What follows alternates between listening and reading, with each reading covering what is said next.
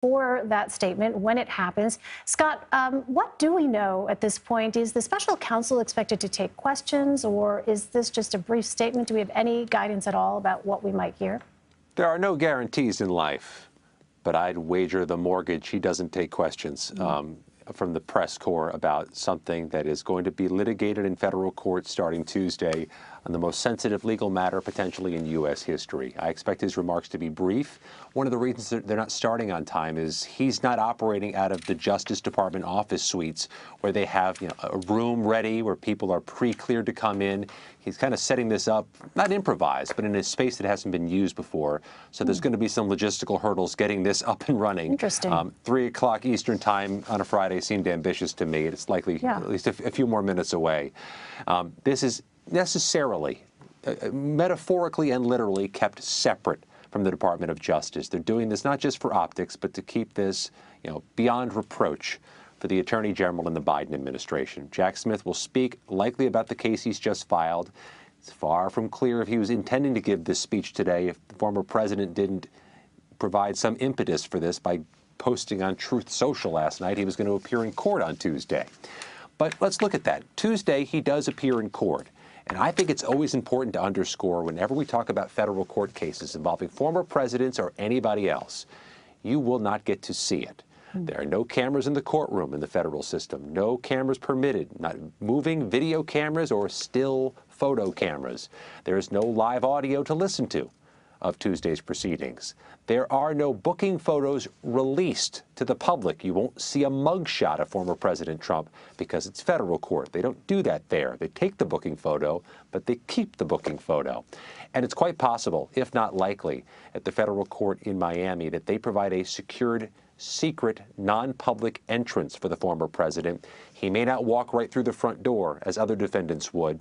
If you're a confidential witness, a notorious high-profile defendant, or somebody who's in pretrial detention in the marshal's custody, they have ways of getting you in and out of the courthouse privately. So this might all be invisible to us when it plays out Tuesday. The only record we may have visually of what happens is from one of those great courtroom sketch artists.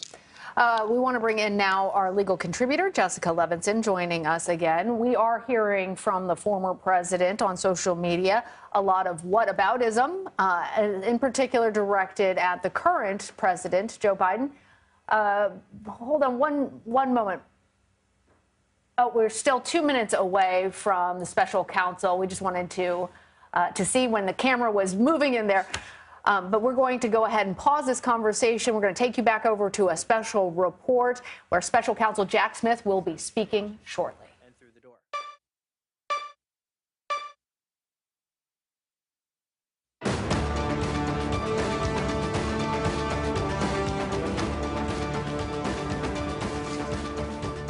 This is a CBS News special report. I'm Norah O'Donnell here in Washington, and we are coming on the air as special counsel Jack Smith is delivering remarks on the indictment of former President Donald Trump any moment from now.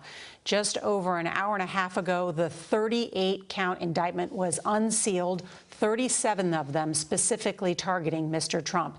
And the accusations made in this indictment are stunning. They allege that the National Archives repeatedly demanded that the former president turn over classified documents beginning in May of 2021. The charges against the former president include willful retention of national defense information, conspiracy to obstruct justice, withholding a document or record, corruptly concealing a document or record, and concealing a document in a federal investigation, scheme to conceal, and false statements and representations. Now, these historic charges are related to Trump's mishandling of documents. You see now Jack Smith, and we will hear his first remarks on what has been a 14-month-long investigation. Good afternoon. Today, an indictment was unsealed, charging Donald J. Trump with felony violations of our national security laws, as well as participating in a conspiracy to obstruct justice. This indictment was voted by a grand jury of citizens in the Southern District of Florida, and I invite everyone to read it in full to understand the scope and the gravity of the crimes charged. The men and women of the United States intelligence community and our armed forces dedicate their lives to protecting our nation and its people. Our laws that protect national defense information are critical to the safety and security of the United States, and they must be enforced. Violations of those laws put our country at risk. Adherence to the rule of law is a bedrock principle of the Department of Justice, and our nation's commitment to the rule of law sets an example for the world. We have one set of laws in this country, and they apply to everyone. Applying those laws, collecting facts, that's what determines the outcome of an investigation. Nothing more and nothing less. The prosecutors in my office are among the most talented and experienced in the Department of Justice. They have investigated this case hewing to the highest ethical standards, and they will continue to do so as this case proceeds. It's very important for me to note that the defendants in this case must be presumed innocent until proven guilty beyond a reasonable doubt in a court of law. To that end, my office will seek a speedy trial in this matter, consistent with the public interest and the rights of the accused.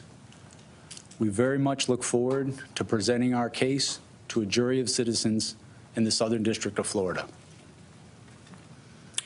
In conclusion, I would like to thank the dedicated public servants of the Federal Bureau of Investigation, with whom my office is conducting this investigation and who work tirelessly every day upholding the rule of law in our country. I'm deeply proud to stand shoulder to shoulder with them. Thank you very much. Why Florida, sir? Why did you decide to bring the case in Florida? And there, for the first time, we're hearing from the special counsel Jack Smith in this exhaustive investigation alleging the former president of the United States with a conspiracy to obstruct justice.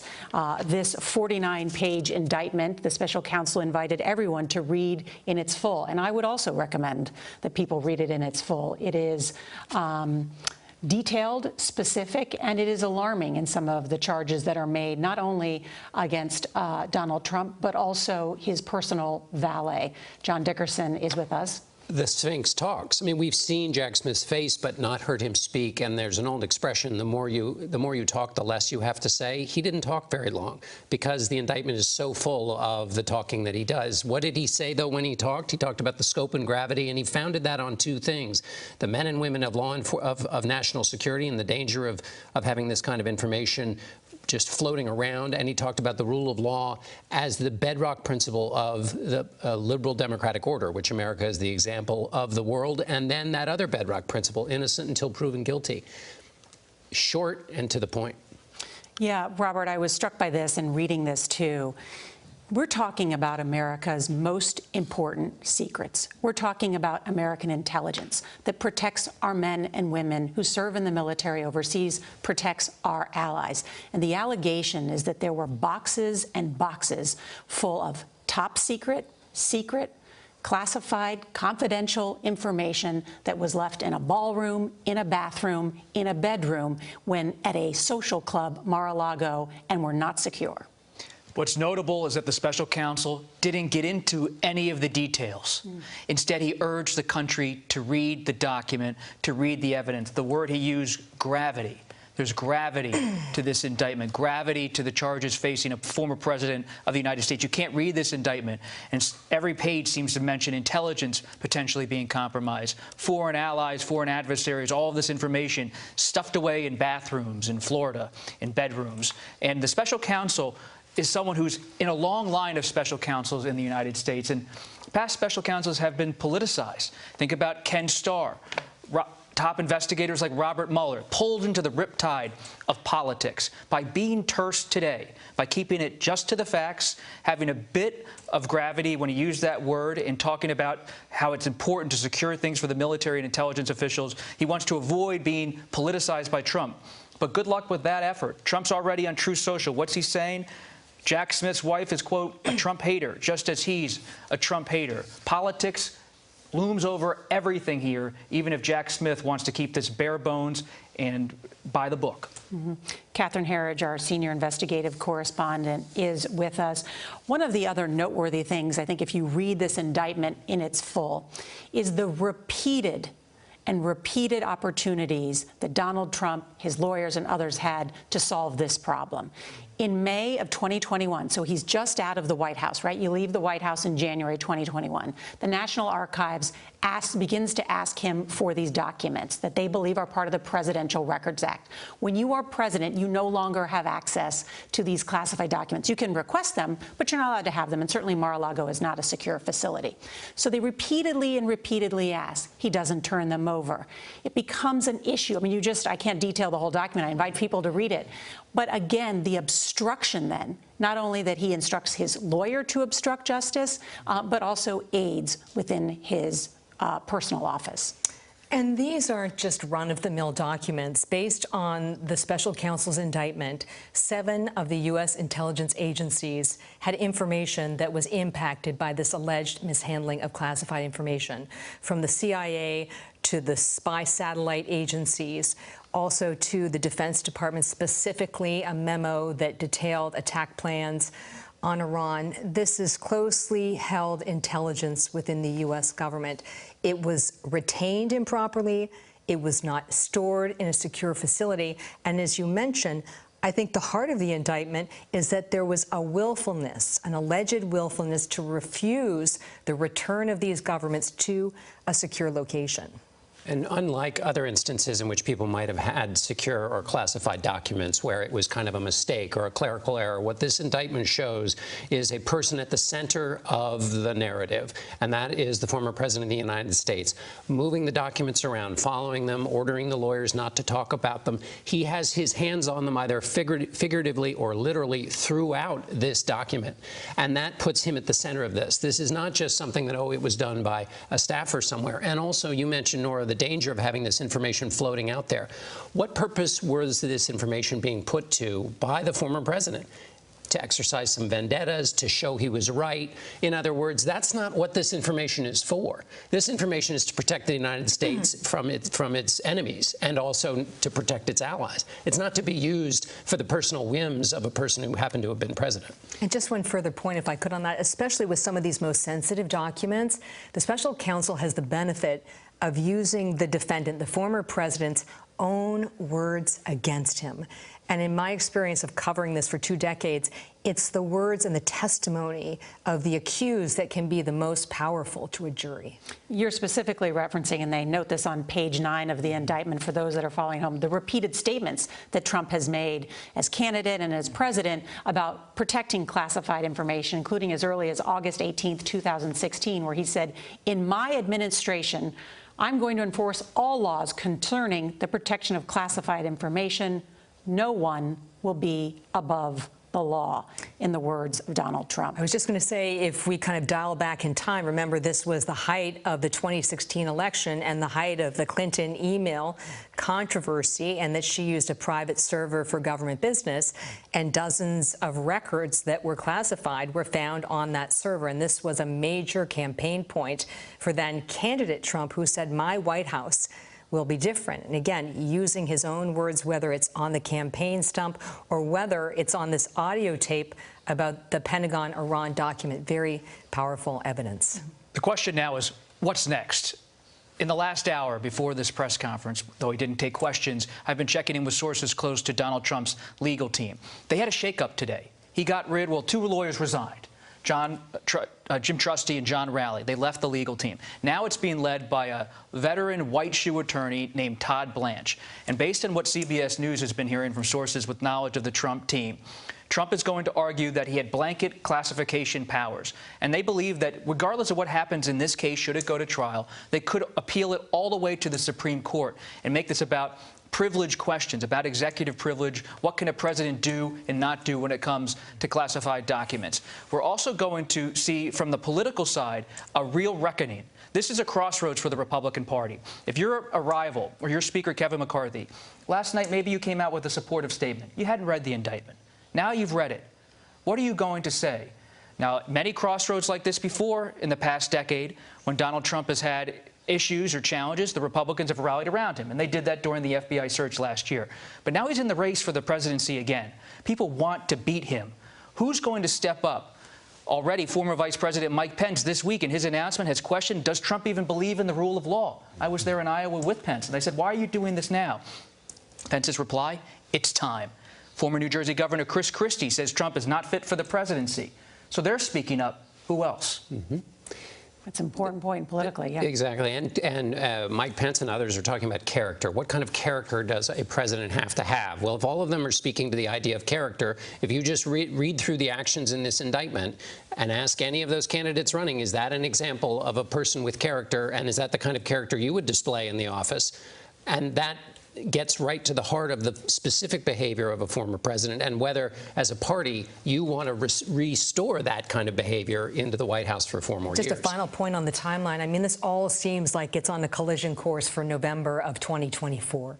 Special Counsel Jack Smith says he wants a speedy trial, but, you know, that's relative in a complex case like this. I mean, it's going to bump right up against all of these critical periods, like the nomination, the selection. I just want to take a moment because, Catherine, as you detailed so well from the indictment, these are documents, again, marked top secret, right? That could cause grave damage to the national security. And some are even higher United than that. That's some right. Are even higher. Those documents were in these boxes in the ballroom. Then they were moved from the ballroom. They were in a bathroom. They were in a storage room right near the bar storage room so that the bartenders and others would have access. We knew a Chinese spy was able to access Mar-a-Lago. The Secret Service is not in charge of guarding these documents. They say they did not know that these documents with classified briefings were there at Mar-a-Lago.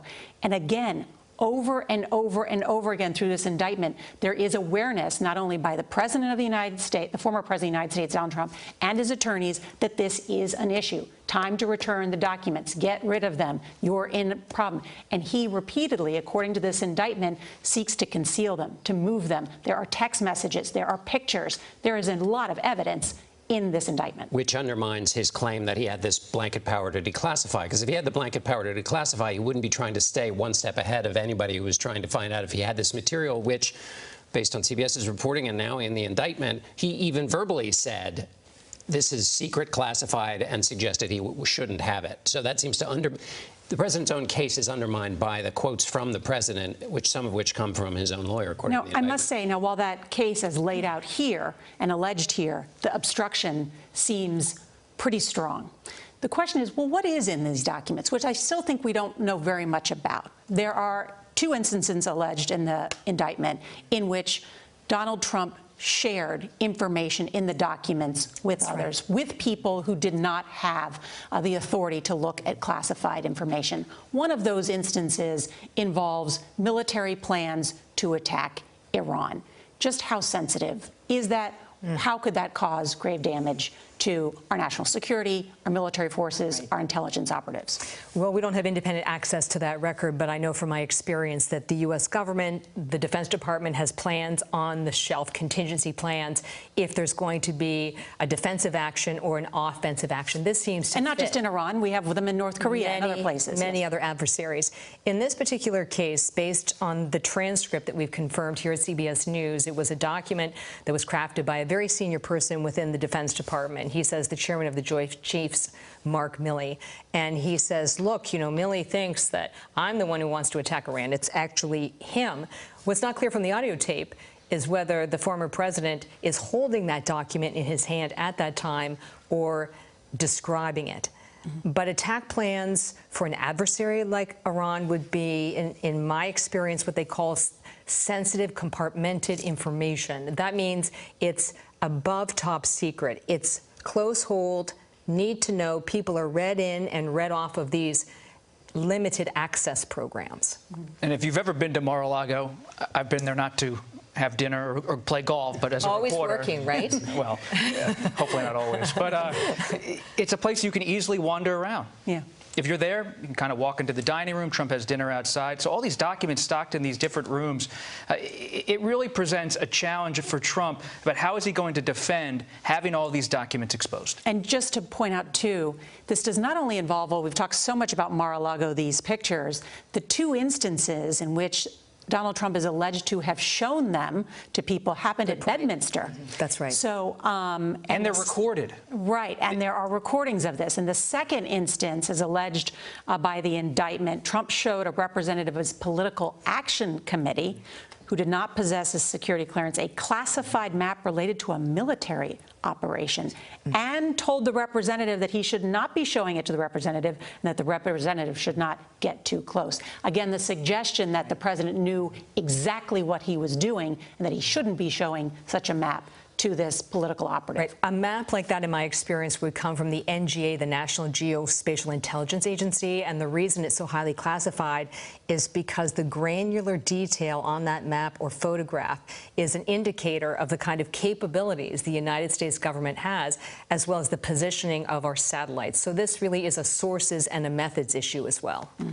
Want to note that today, while in North Carolina, President Biden was asked twice about the indictment against his predecessor, and Mr. Biden said no comment. He also noted that he has not spoken to the Attorney General Merrick Garland about the case. White House aides have told CBS News we should not expect that the president will comment about this today or in the coming days, and that would probably be a wise decision so as not to politicize this matter that is already going to be further politicized even, yeah. But he's going to be tested, President Biden, as this unfolds, because it's playing out during his presidency, and presidencies are about living in the times you're in as a leader, and even if you want to avoid it for legal and political reasons, it hovers over. Trump has been an open wound in the Biden presidency since day one. Trump didn't even show up at the inauguration. It happened days after an insurrection.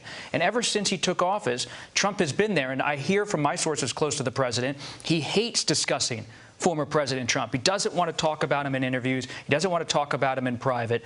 But now this is playing out inside his own Justice Department. Now, it's the federal government's Justice Department, but he appointed the Attorney General Merrick Garland. There are clear separation between the Justice Department and the White House. We should know. Just to pick up on what Bob's saying, and the way that bleeds into it is you have Kevin McCarthy, the Speaker of the House, with whom the president just negotiated best as you can in today's environment, a debt ceiling deal, calling this the president's indictment. Okay, that's not saying there are many things you can say as a supporter of Donald Trump. You can say innocent until proven guilty. You can say that's not the man I know. You can say, well, let's wait and see the facts. When you jump all the way to calling this an indictment that comes from the president, you're basically saying this is political. I haven't seen the facts. The speaker hadn't seen the facts, but immediately he said. But we should also know that that is false. Yes, that is an inaccurate statement. I'm sorry. Yes, that's the whole point. That is what he said, but it is a false statement. Yes. It is a false statement, and it's a highly volatile, incredibly dangerous statement that seeks to undermine the process. And if that's immediately where you're going, that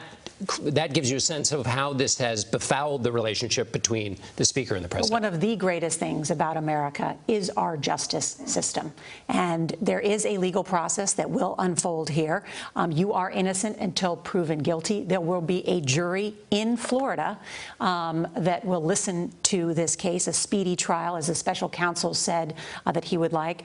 But, John, historically, this moment that we are in, never before in American history has a president or former president faced federal charges, and certainly this grave. That's right. And your caution is the right one, which is that we're all stewards of this moment. This is an unpredictable moment. It has never happened before, and it's happening in fragile times where people are apt to think the worst of their political enemies. They're apt to think that the protections that you described don't exist. And because they think those things don't exist, they take matters into their own hands. And so this is an incredibly sensitive moment. And the other historical parallel I would mention is, as Catherine was talking, and you look at the way the former president was using this material, it reminds me very much of the reason Richard Nixon taped things. Because when presidents are in office, they want to have a record so that they can say, no, you see, I was right all along. All those smarty pantses in the press, they were saying this, but I have the actual official record here to show you what was really going on. Because they always feel in the job like they're being swamped by, inaccurate information. And that instinct to use this information to prove that you were right is not it's evidenced by what Donald Trump did is in this indictment, but it's true of many past presidents as well. This was in many ways avoidable. John Dickerson, Catherine Herridge, Robert Costa, thank you so much. We should note our coverage will continue on CBS News streaming, your local news, and we will have a full wrap-up and analysis tonight on the CBS Evening News. This has been a CBS News special report. I'm Norah O'Donnell.